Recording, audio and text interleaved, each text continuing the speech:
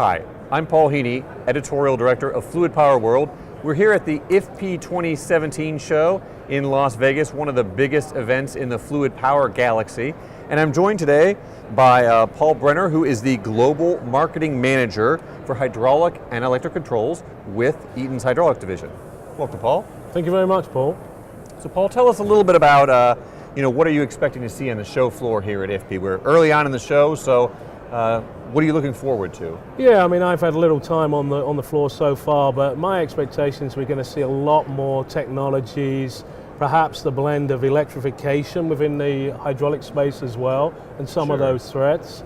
Some type of technologies around solutions and subsystems. That's certainly the way Eaton's going about bringing ourselves to market today. And you know, the challenges of us against our competitors in similar forms as well. Sure, let's talk a little bit about the electrics. I mean, electrics have been infringing a little bit upon what's been the more traditional hydraulic space in construction equipment. Where do you see that going, and what's the trend line there? Yeah, it's a great question. I mean, where I see electrification today is in the larger mining equipment, as well as in the smaller lawn and turf care as well. We're seeing some of our customers type of developing solutions now that are purely electric.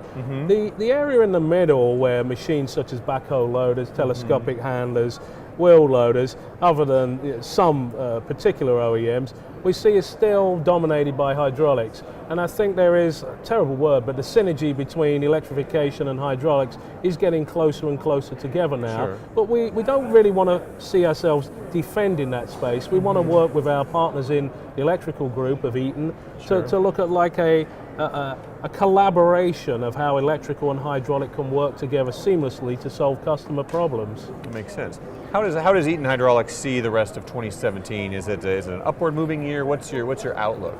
Yeah, we've seen small increases in what's happening in the market. The market seems to be, I mean, I dare say this, a slight more upward trend, looking positive, even in spaces such as the ag market, which is a big surprise to us all, really.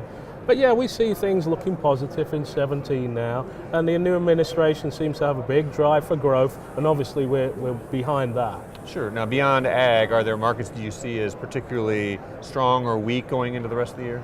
Construction seems to be coming up, you know. But yeah, ag, construction. We don't see much of an upturn at the moment in oil and gas.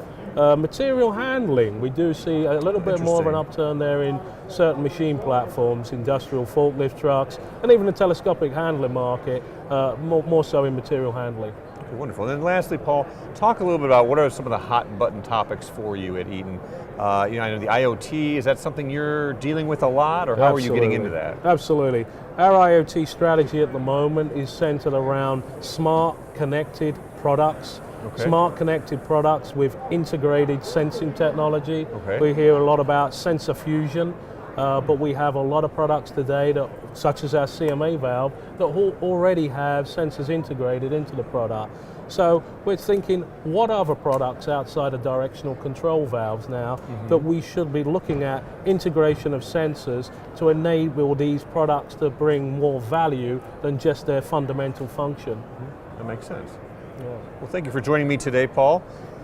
You can always get all of your latest need-to-know engineering videos at www.fluidpowerworld.com. Thanks for joining us.